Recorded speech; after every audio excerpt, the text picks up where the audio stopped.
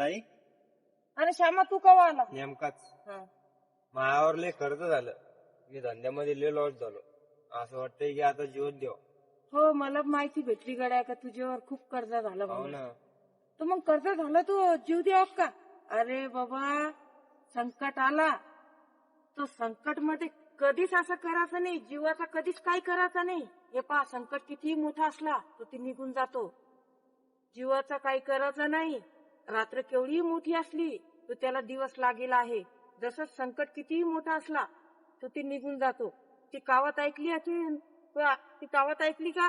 हे पहा ती एक कावत आहे. जीवाच्या धाकाना गोधडी झाडत नसतात, गोधडी धुत असतात आणि त्याचा पर्याय काढतात. असंच मग आपल्यावर संकट जर आला, आपल्यावर जर संकट आला तर त्याचा पर्याय काढा. खूप कष्ट करा, संकट निघून जाते. नक्की 100% संकट निघून जाते. आमची बहीण आहे कोण? आमची बहीण आहे कोण?